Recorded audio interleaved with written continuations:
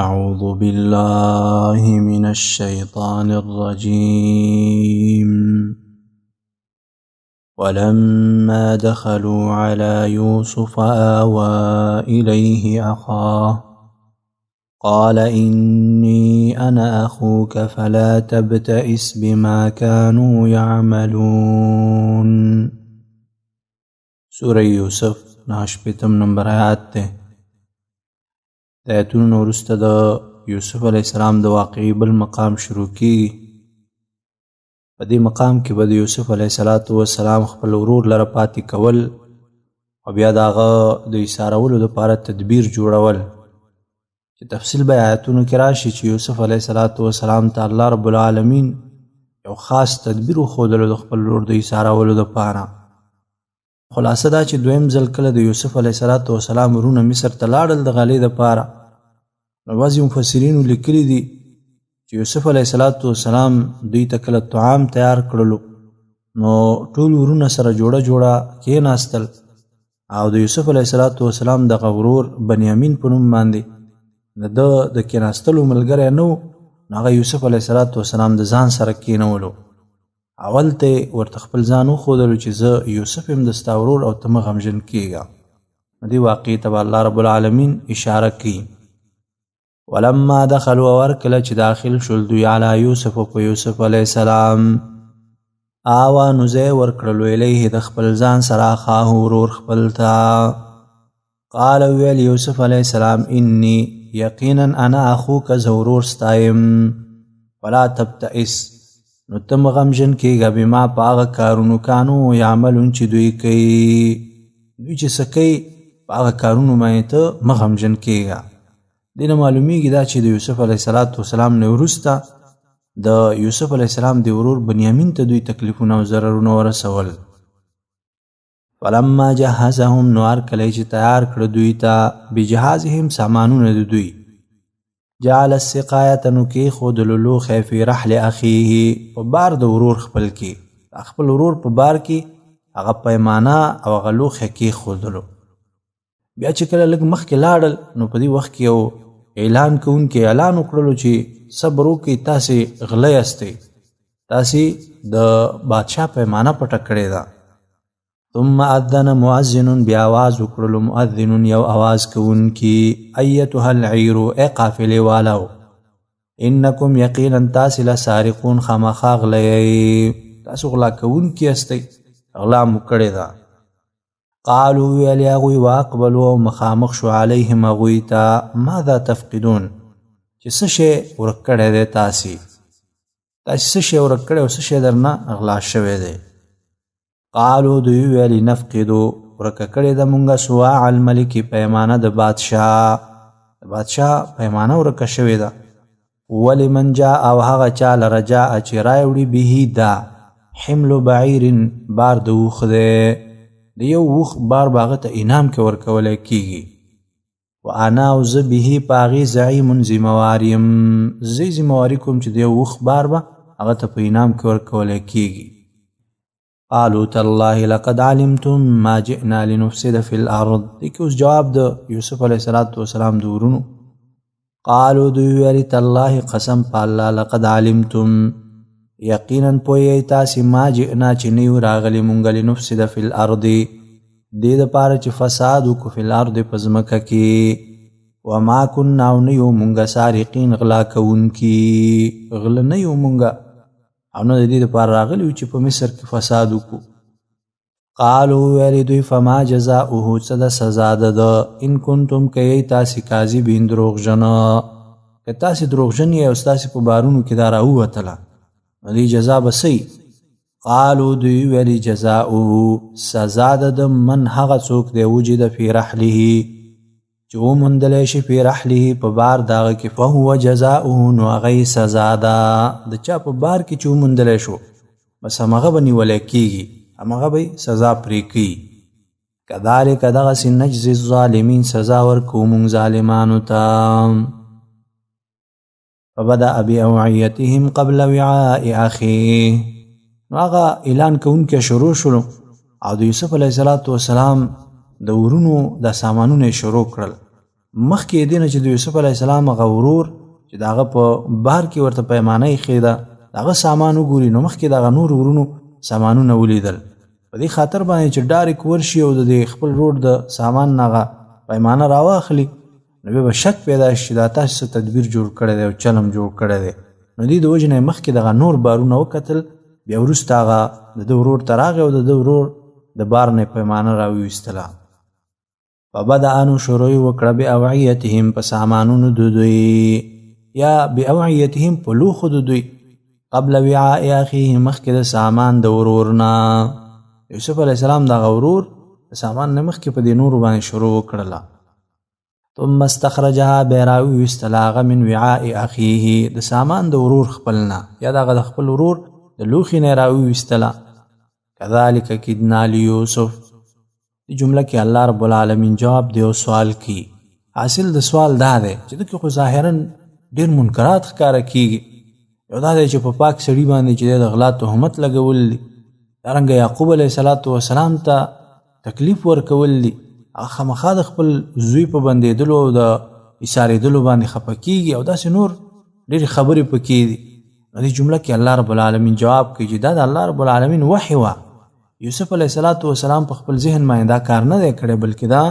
د الله رب العالمین د طرف نه ورته دا تدبیر ښودلی شوی و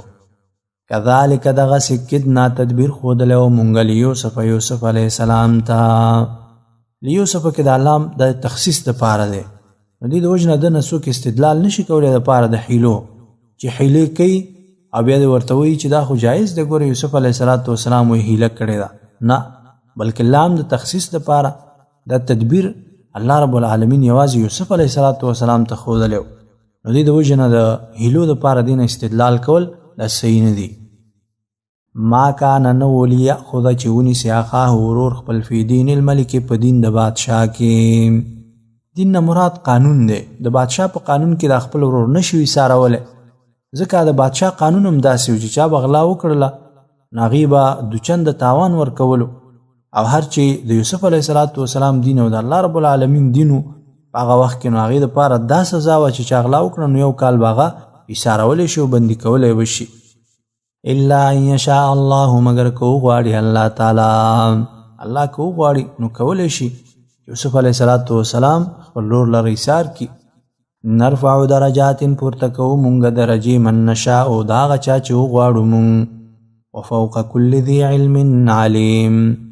وفوق کل ذي علم او د پاسه د هر خاوند علم علیم علم والا شته دی علیم نه مراد دلته الله رب العالمین دی معنا دا چې د هر عالم د پاسه علیم ذات شته دی چې هغه الله رب العالمین دی قالوا ان يسرق فقد سرق اخ له من قبل کله چې د یوسف علیه السلام د ورور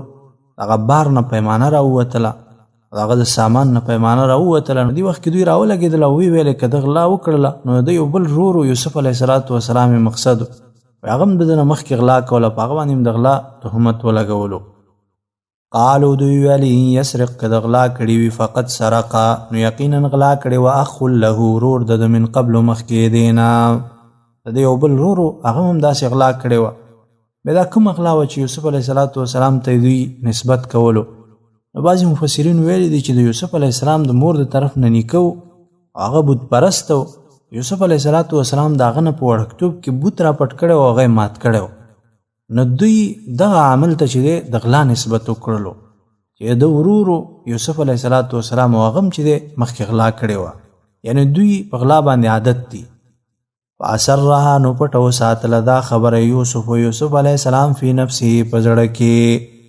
ولم یبدها او ښکاره یې نه کړه لهم دوی ته د ده جواب یې ورته ښکاره نه کړلو هغه یې په زړه کې دا خبره وساتله قال ویل یوسف علیه السلام انتم تاسې شر مکانا بد حال والا یې والله اعلم بما تصفون والله الله تعالی اعلم خب ویا دی بما په هغه څه تصفون چې تاسې بیانوئ تاسې چې څه ویئ او بیانوئ الله رب العالمین پې باندې ښه عالم ذات دی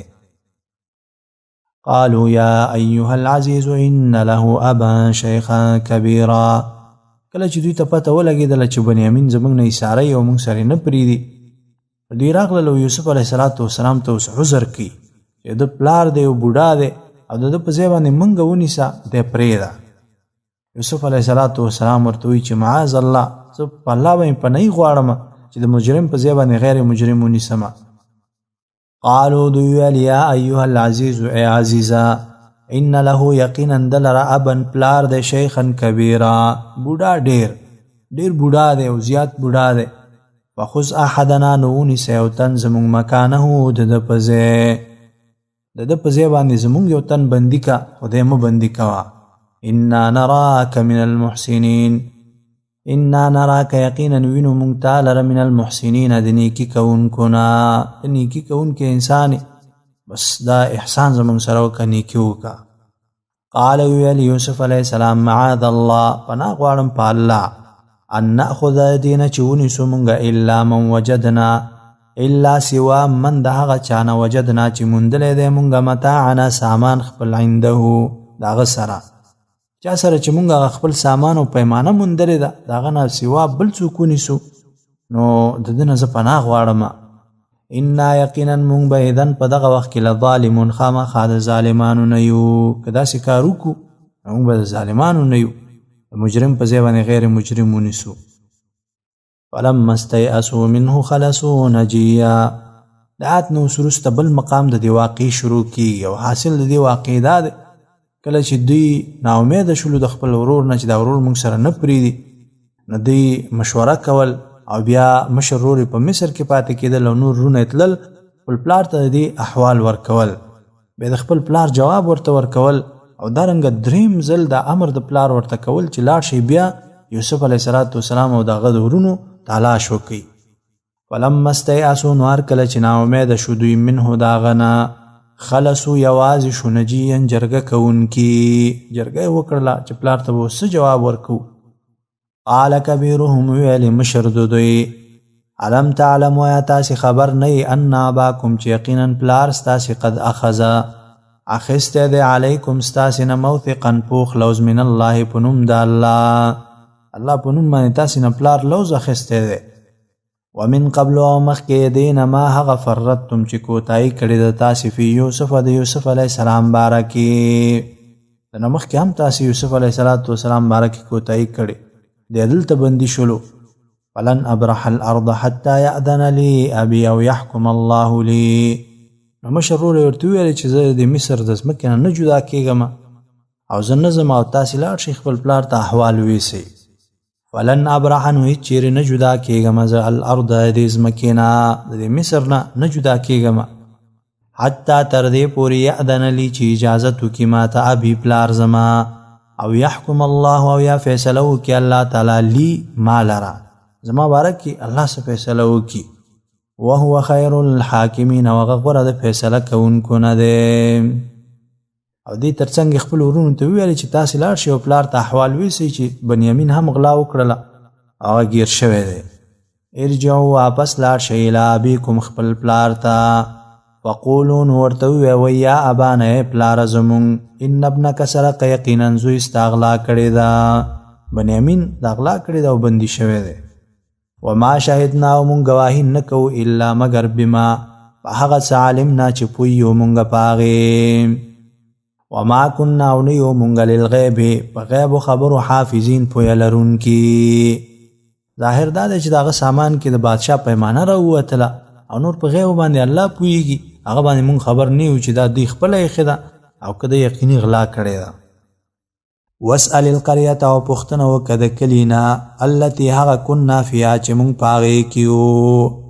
مصر ته څوک ولېږه او د هغې خلکو نه پوښتنه وکړه چې دا واقعه داسې ده که نه ده. والعیر التي، او د قافلې التي هغې نه اقبلنا چې راغلي یو مونږ فیها په هغې کې، قافلې والا نه پوښتنه وکړه. وإنا لصادقون، وإنا یقینا مونږ لصادقون خامخا رښتیني یو. قال بل سولت لكم انفسكم امرا، کله چې دوی لاړل کنعان ته خپل پلار ته واقعه ذکر کړله، نو یعقوب علیه السلام ورته وایي چې دا هم ستاسې یو تدبیر دی، یوسف علیه السلام په شان ته دې ته مې یو تدبیر جوړ کړی دی، مصر ته مو بوتللو، اول ته مو دی هم غایب کړلو، دا ستاسې یو تدبیر دی او ما دپاره صبر پکار دی. قال ویل یعقوب علیه السلام بل سولت لکم، بلکې خیسته کړی دی لکم تاسې ته انفسکم نفسونو ستاسې امرن یو کار فصبر نو زما کار صبر دی جمیل خیسته صبر دا زما دپاره لایق دی او زما دا کار دی زه به صبر کوم عسى الله نزدې ده چې الله رب العالمین ان یأتیني رابولی ماته بهم دوی جمیعا ټول به الله راولي دا د الله رب العالمین نه د امیدو انه هو العلیم الحکیم انه یقینا الله تعالی هو العلیم وغفوها الحکیم حکمتون والا ذات دی وتولوا مخواړو عنهم دا غوینا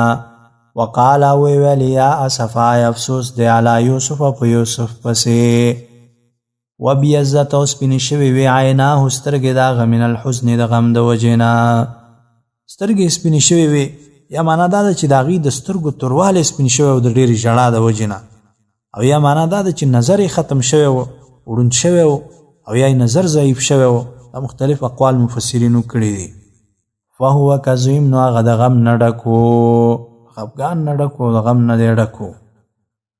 قالوا تالله تفتأ تذكر یوسف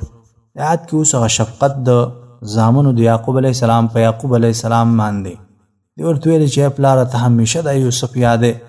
د غم نه به مریض شي یا به مړ شي قالوا ویل دوی تالله قسم په الله تفتأ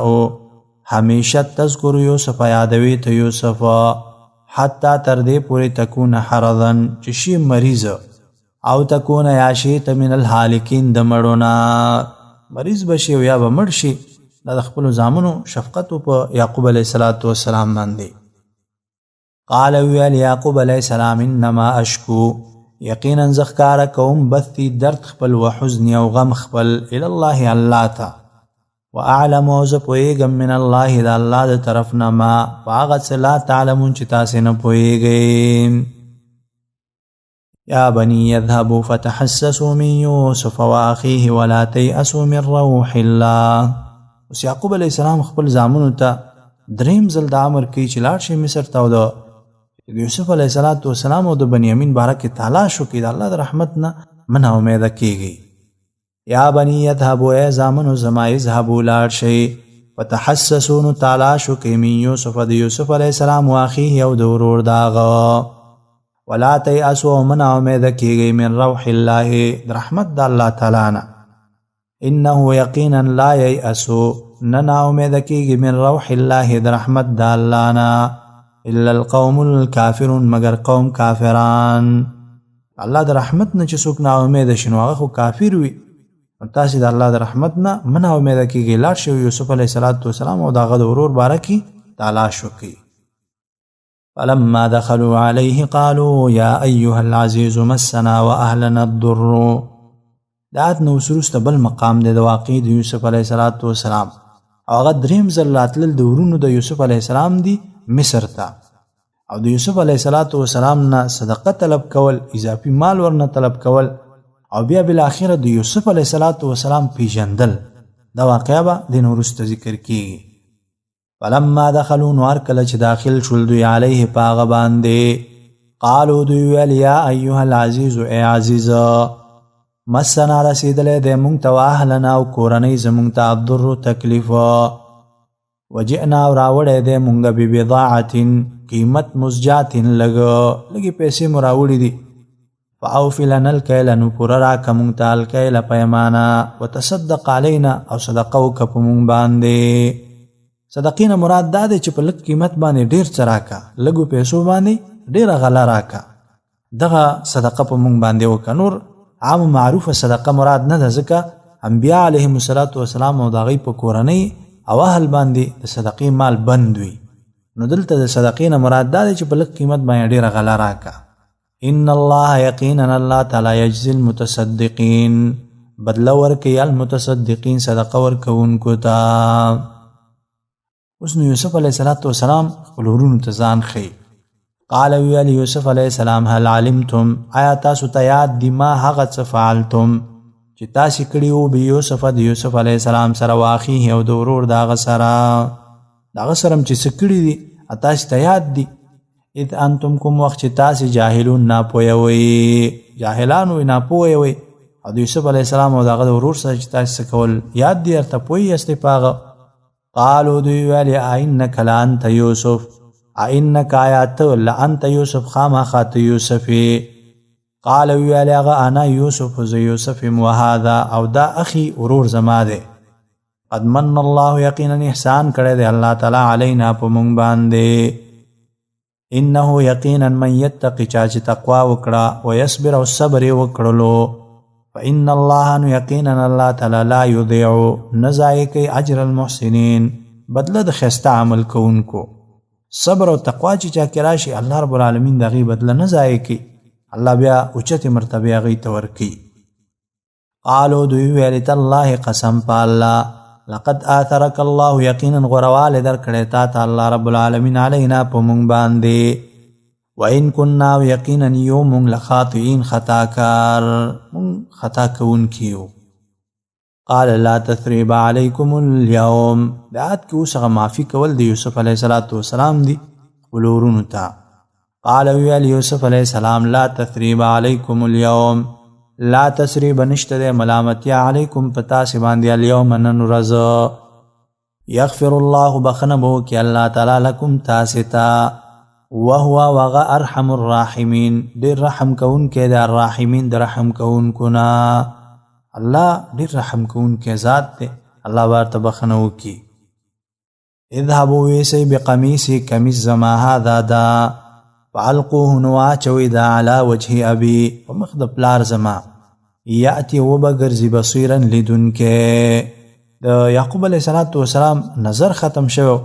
نو الله رب العالمین یوسف علیه السلام ته دا وحی وکړله چې د خپل کمیس دی ولېږه او د هغه په مخ باندې واچي نو د هغه نظر به واپس شي. نو هماغسې وکړل چې د یوسف علیه السلام کمیس یې ویوړ او د یعقوب علیه السلام په مخ یې واچو د هغه نظر را واپس شلو. دا معجزه ده د انبیا علیهم السلام او د انبیا علیهم السلام په څیزونو او اسبابو کې الله رب العالمین برکات اچولي. په ده باندې به نور انسانان نشي قیاس کېدلی چې اوس د هر قبر خواته ځي او د زیارت خواته ځي انسان په ځان باندې چې دی جنډې مږي او د هغې خاورې او تیږې په ځان باندې مږي. دا بالکل شریعت کې چېرته ثابت نه دي. واتونی او راولئ ما ته باهلکم اهل خپل اجمعین ټوله کورنۍ راولئ مصر ته. ولما فصلت العیر قال ابوهم انی لاجد ریح یوسف. د آیت نه وروسته اوس بل مقام د واقعې د یوسف علیه السلام شروع کیږي او خلاصه د دې مقام دا ده چې کله د یوسف علیه السلام ورونه د مصر نه جدا شولو د کنعان طرف ته حرکت وکړلو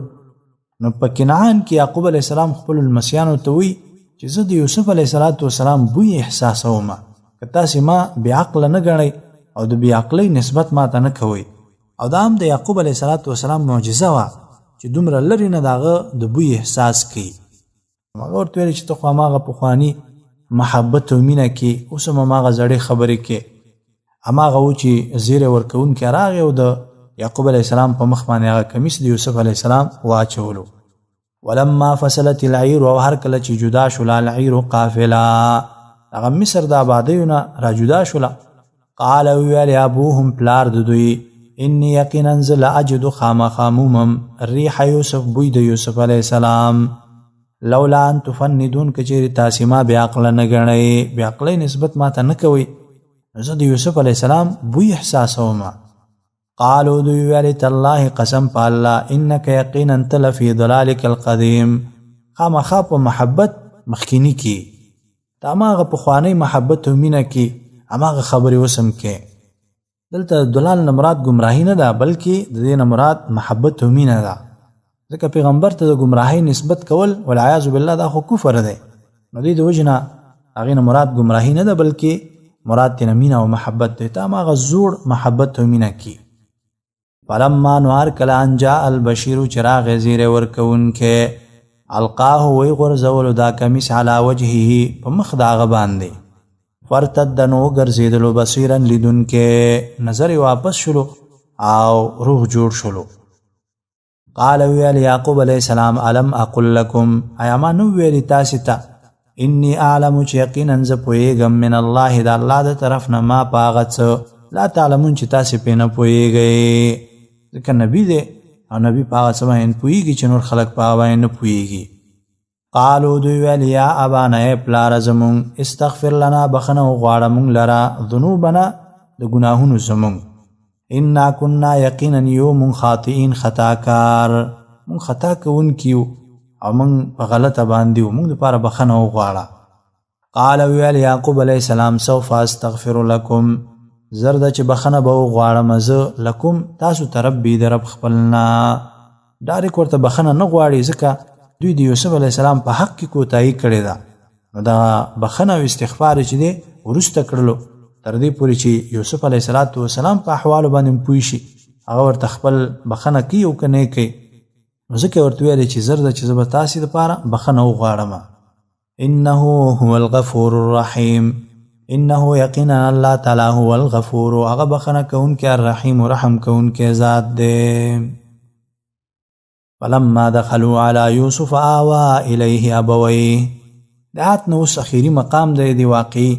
او په دې کې د یوسف علیه السلام د خپل مور او پلار سره ملاقات کول او ټول اهل او کورنۍ د یعقوب علیه السلام مصر ته انتقالېدل او دارنګه د یوسف علیه السلام هغه خوب رښتیا کېدل کوم چې هغه وړکتوب کې خوب لیدلی چې لمر او سپوږمۍ یولس ستوري وي هغه ماته سجده کوي نو پلار او مور او ټول ورونه هغه ته په سجده باندې پریوتل فلما دخلوا نو هر کله چې داخل شول دوی علی یوسف په یوسف علیه السلام آواز ورکړلو الیه د خپل ځان سره ابویه مور او پلار خپل ته وقال ویل یوسف علیه السلام ادخلوا داخل شي مصر ته ځکه دی بهر وتلی او د استقبال لپاره نو هلته ورته ویل چې ځئ مصر ته داخل شي ان شاء الله که وغواړي الله تعالی آمینین په امن به یې تاسې به په امن یې که د الله مشیت او د الله اراده وي ورفع ابویه او پورته کړل مور او پلار خپل العرش په تخت باندې هغه تخت د بادشاهۍ باندې مور او پلار هم د ځان سره پورته کړله دغه وخت کې مفسرین وایي چې بادشاه مړ شوی دی بادشاهي ټوله یوسف علیه السلام ته پاتې ده نو د هغه بادشاهي په تخت باندې مور او پلار هم د ځان سره پورته کړل وخروا او پریوتل دوی له هغه لره سجدا سجده کوونکي یوسف علیه السلام ته سجده کوونکي پریوتل دې سجدې نه مراد د اکرام او د تعظیم سجده ده ولیکن دا هغه امت کې جایزه وه یوسف علیه السلام په دین کې دا جایزه وه اما زمونږ په دین کې یو انسان ته سجده کول دا بالکل حرام دی نبی صلی الله علیه وسلم د دینه منع کړی ده صحیح احادیث په دې کې موجود دی نبی صلی الله علیه وسلم فرمایي که انسان ته سجده جایز وي ما به ښځو ته امر کړی وی چې خپلو خاوندانو ته سجدې لګوئ خو دې امت کې سجده کول انسان ته دا حرام دی او جایز نه دی وقال ویل یوسف علیه السلام یا ابتی پلارا هذا تعویل رؤیایا تعبیر د خوب زما ده من قبل مخکې دینا دنه مخکې مې چې کوم خوب لیدلو داغه دا تعبیر ده قد جعلها یقینا وګرځولو دی لره ربي رب زما حقا رښتیا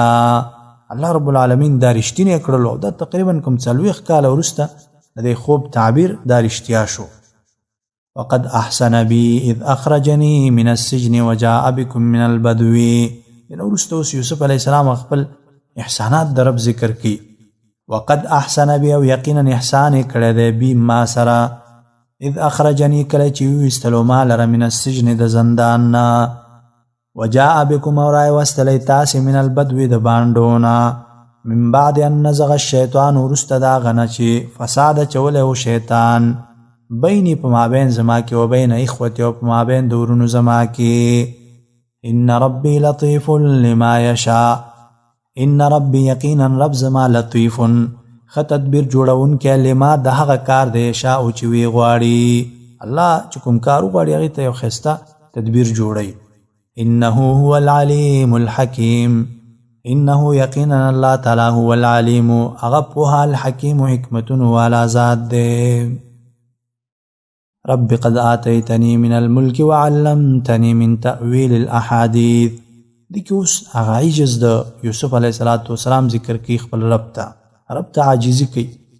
رب یا رب زما قد آتیتنی یقینا را کړی د تا ماته من الملک د بادشاهینا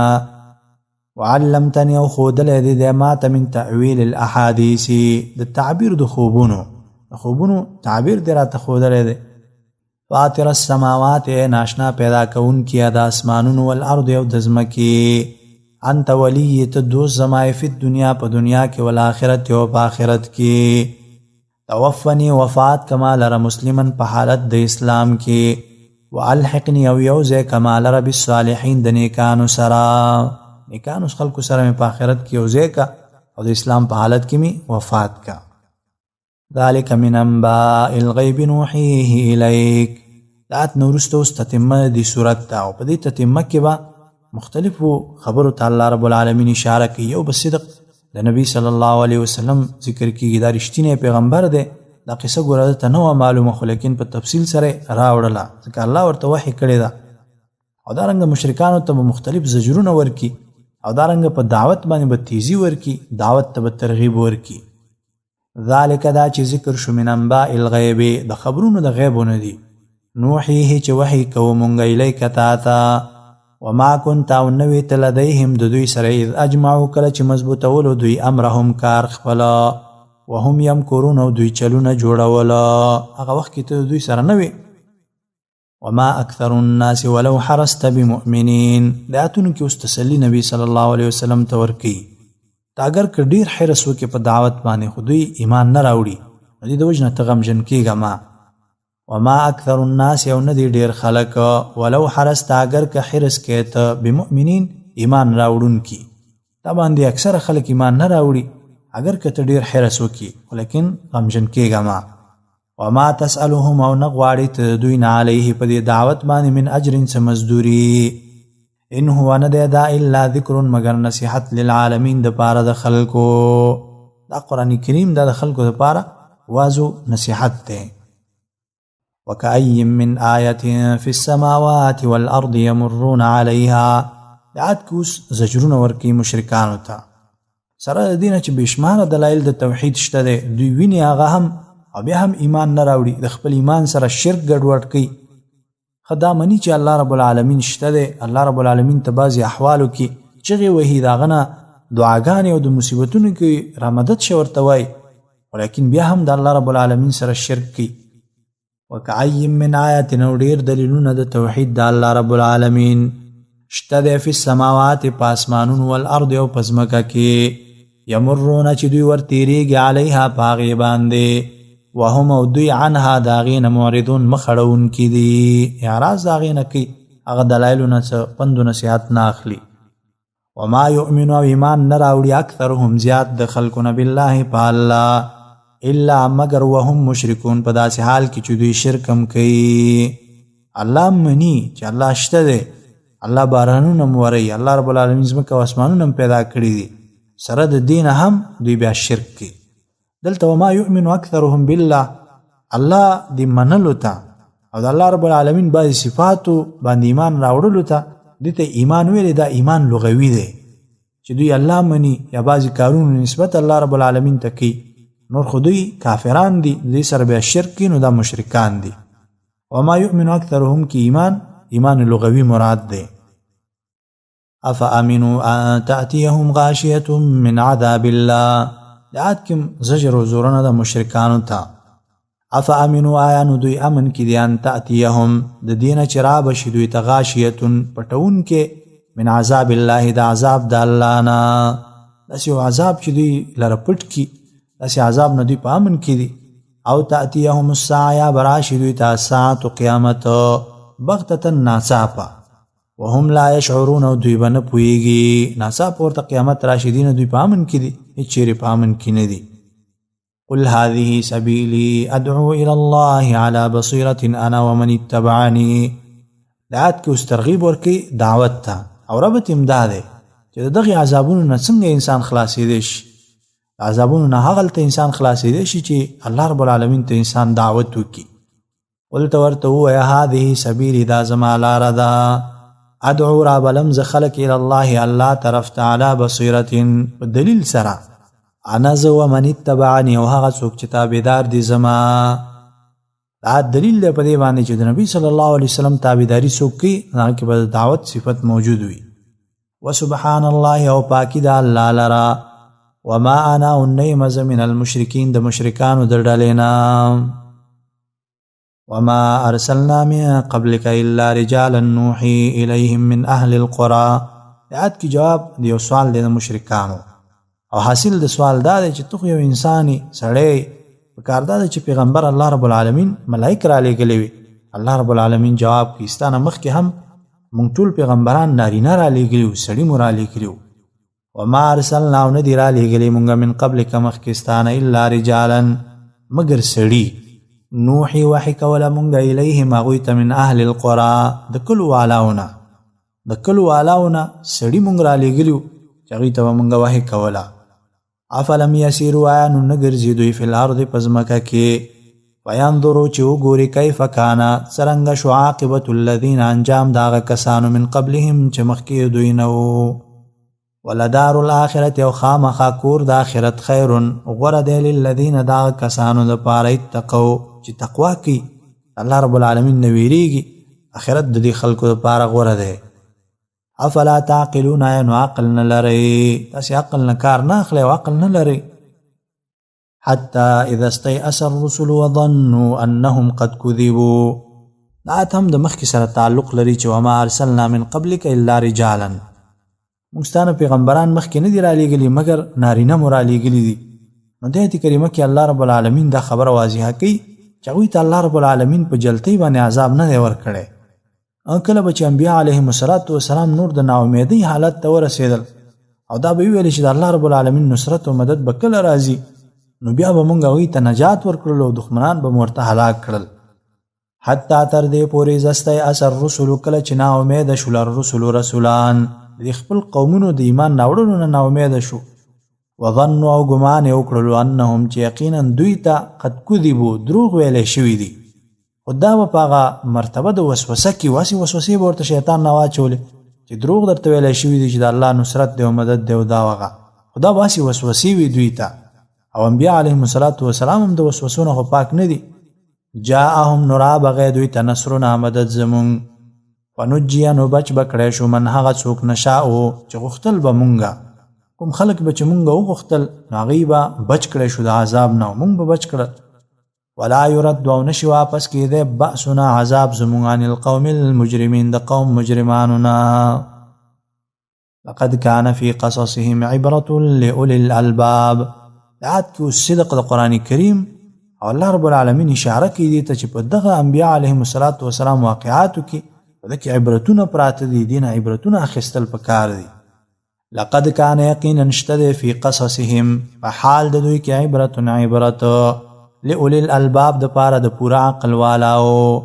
عقل مند خلکو د پاره په دې کې عبرت شته دی. ما کان نه دی دا قرآن حدیثا خبره یفترا چې د ځان نه جوړه کړی شي لیکن نازل شوی دی تصدیقا د پاره تصدیق الذي داغه کتابونو بین یدیه چې مخکې د نو وتفصیل کل شیء او د پاره د تفصیل کل شیء د هر ضروری شی هر ضروری مسئله د پاره دا تفصیل دی. وهدن او د پاره د هدایت و رحمت او د رحمت لقوم هغه قوم د پاره یؤمنون چې ایمان راوړي مؤمنانو د پاره دا رحمت او هدایت دی او تفصیل دی د ټولو ضروری مسائلو. سوره یوسف لفظي ترجمه او مختصر تفسیر هم د رب العالمین خاص فضل او توفیق سره سرته ورسېدلو. د دې سورت هم ناشنا امتیازات او ځانګړتیاوې دي د نورو سورتونو نه. یو ځانګړتیا او لویه ځانګړتیا د سورت د نورو سورتونو سره دا ده چې دکې د یوسف علیه السلام قصه په تفصیل سره ذکر شو او داغه فواید او داغه نه مسائل او عبرتونه دي چې دا به نورو سورتونو کې نشته دی. دا یو ناشنا امتیاز دی د نورو سورتونو سره د دې سورت. الله رب العالمین دې په خپل کتاب باندې موږ تاسو ته علم او عمل لا نصیب کړي. اقول قولي هذا استغفر الله لي ولكم ولسائر المسلمين سبحانك اللهم وبحمدك أشهد أن لا إله إلا أنت أستغفرك وأتوب إليك.